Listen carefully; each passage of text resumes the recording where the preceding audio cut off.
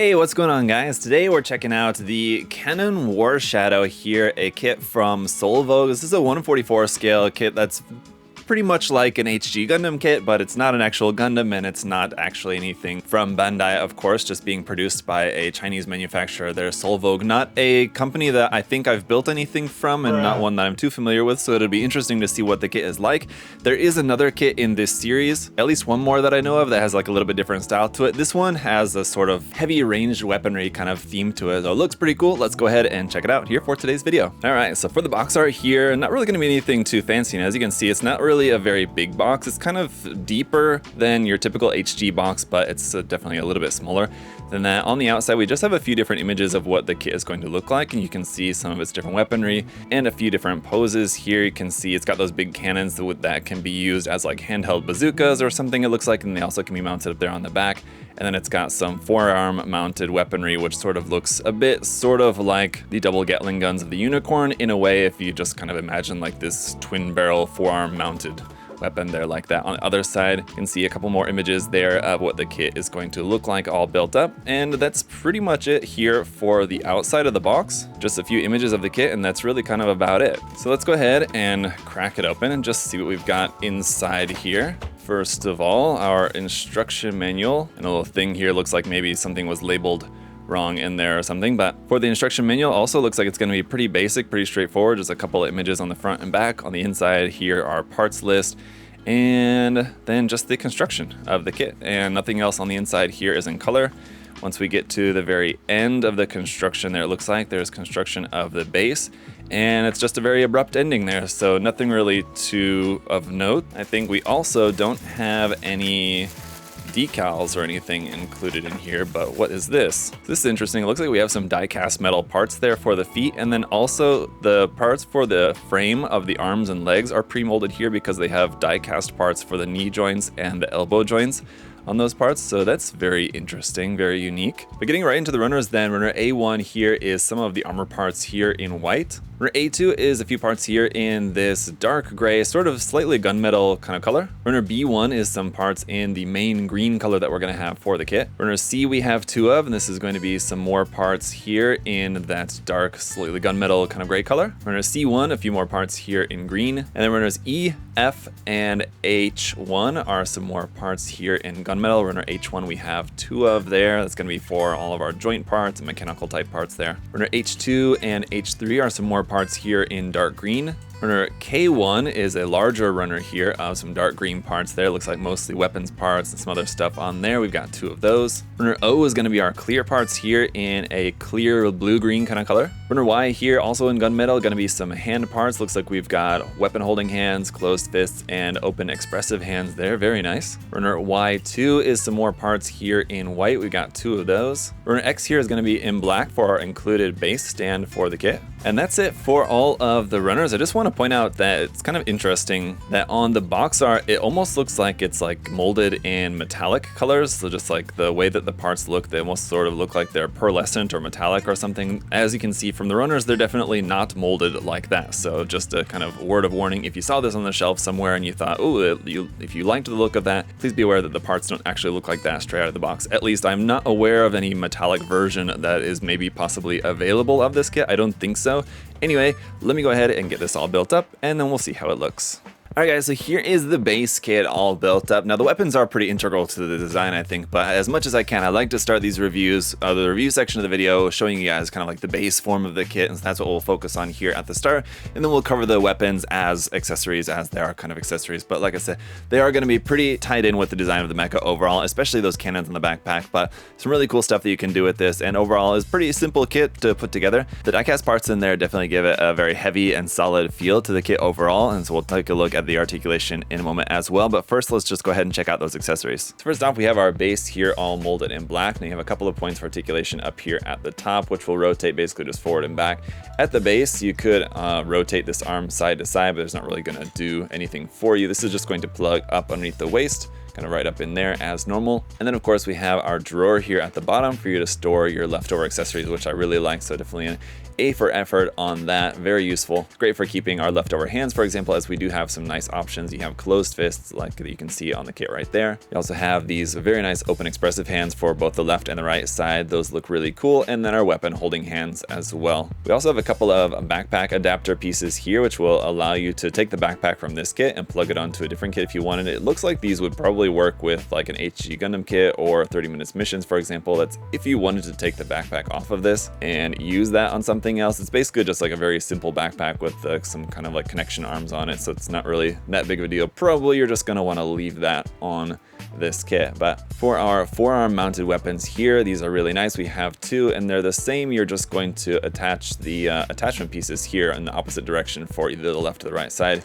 because this is just going to plug into the hard point right there on the back side of the arm. But otherwise not really going to do very much. They do look really nice though. I like the combination of the dark green with that clear blue. Looks really cool, but some nice details throughout, and those will just plug onto the side of the arm and they're just going to work very simply and easily. And then our cannons for the back also looking very nice here. These again are going to be doubled. The only thing that's different is the attachment piece is going to be connected either to the left or the right side, just because they're going on the left and the right side of the backpack. But we do have the fold down handle here that you can opt to use if you so choose, or just leave that folded up inside the weapon there like that. And these cannons themselves are pretty long at about 17.5 centimeters in length, so it's a good time to kind of talk about some size comparisons here. So here it is compared to your standard 1/44 scale Strike Gundam for an example. And then just to compare the kits overall, you can see the Strike Gundam's coming up to about the midsection of the body here on this guy, and this is labeled as a 1/44 scale kit, so you can just see that it's definitely going to be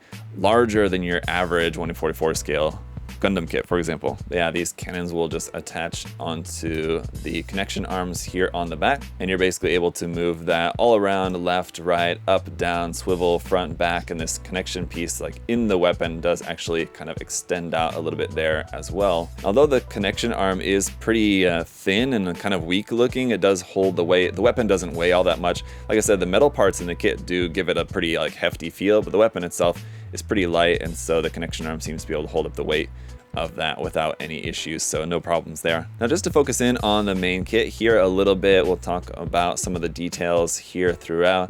Now I did have a little bit of an issue with mine. That gray piece at the front of the head, you have to plug onto the clear piece for like the visor, and I was trying to plug the gray piece on upside down, so just make sure you're careful with that. And I actually ended up breaking the little connection piece in there for that, so I ended up having to glue that little gray piece on the front of the head on there for the time being, which is fine, but just a word of caution to you guys. Overall, the color separation on there on the head looking pretty nice, with the gray pieces at the top, sides, and bottom also looking really cool, and the clear blue pieces just look really nice on this kit. But we do have some nice articulation here in the torso section with a little bit of forward and back bend there, also a side to side bend, and like I said, all the joints do feel pretty nice and tight, with kind of maybe the only real exception being the back skirt piece here, which does kind of feel a little bit loose and janky compared to everything else, but that will move a little bit. Oh, and another accessory I almost completely forgot about here, stored in the side skirts, we have a set of handguns as well, so you can pop these out of the side skirts, and the handle will fold out for just a simple handgun there like that.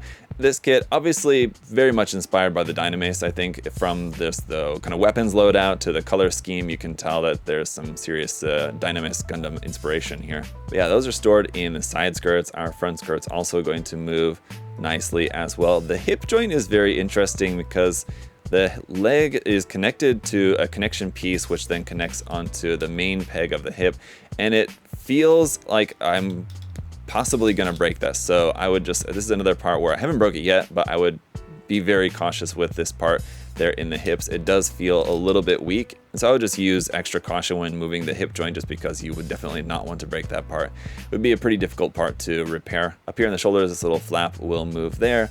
Shoulder armor itself will come up nice and high. You can bring the arm up pretty high here as well. You have a double joint there in the elbow, obviously, with that nice die cast part there for the elbow joint, and that'll give you a really nice full bend there. The wrist is just on a ball joint. Down here at the knee, we have die cast parts in there for the knee joint as well, and some really nice separation of the knee armor here. When you bend the knee, you get a nice full bend. nice separation of this knee armor. And also I'll point out that we don't really have any seam lines at all on this kit. As the way the parts are separated, they're separated in a way to avoid having any seam lines, as pretty much all the seams are made up as just kind of panel line designs, except for maybe here on the forearm you could kind of count as a seam line, which is going to be hard to see because it's between two white parts right there, but it's maybe a little bit of a seam right there. And then also maybe here on the cannons as well, you'll have a seam and also mold lines to clean up here on a couple of parts there, for example, down in right there. So overall, not too bad though. Yeah, back to the main kit. The ankle articulation also really nice, and we have metal parts there in the feet, which give you some nice weight at the feet to make sure that this kit stays standing really nicely. It is pretty tall there, as you can see, but some nice forward and back movement here at the ankle as well. It is kind of pulling that ankle joint out a little bit, but you do have some toe articulation, and this piece here at the front of the toe does kind of tend to fall out a little bit easily, so you may want to glue that into place. But anyway guys, let's take a look at this kit in a few different poses, and I'll give you my final thoughts on this. Overall, very cool kit, very interesting. I think there's not really too much to complain about it with, honestly. It comes with a base, which is nice, and the die-cast parts that are used in this are nice, although I'm not really super into die-cast parts for frames. Just I find them kind of a little bit unnecessary, so not really something that I think this kit really needed for any particular reason, but I mean, it's just kind of a nice sort of little added gimmick there. And overall, the fit of everything was fine. I didn't have any issues with anything fitting incorrectly or excessive mold lines or flash around any of the parts or anything that needed like excessive cleanup. So the kit goes together without any issue. The articulation is really nice. The way that the parts are designed too to also be very minimal in the way of seam lines is also nice. And I think most importantly, the kit looks cool. It looks great.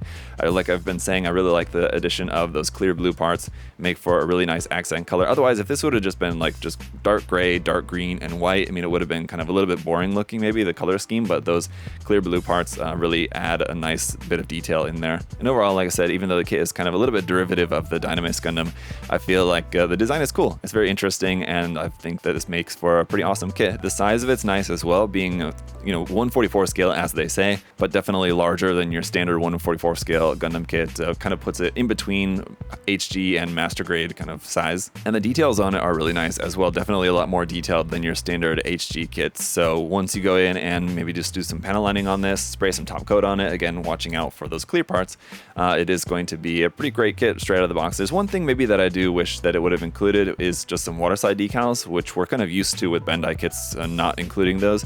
But from a third-party company like this, there's kind of not really any good reason why this couldn't have included some waterside decals in there, and I kind of really wish that it would have. But honestly, that's really the only thing that I think is kind of left out with this set. So definitely worth checking out. Let me know your guys' thoughts down in the comment section below. What do you think about this design overall? Is this something that you're interested in? And of course, if you guys are, you can check out this kit and more at USA Gundam Store. The link will be down in the video description as always. Got all sorts of awesome mecha model kits on there for you guys to check out, of course. And while you're here, if you wouldn't mind leaving a like, making sure that you're subscribed, it all helps out a great deal. I really appreciate all your guys' support. So thank you so much. Until next time, hope you all have a great day. See you guys later. Bye-bye.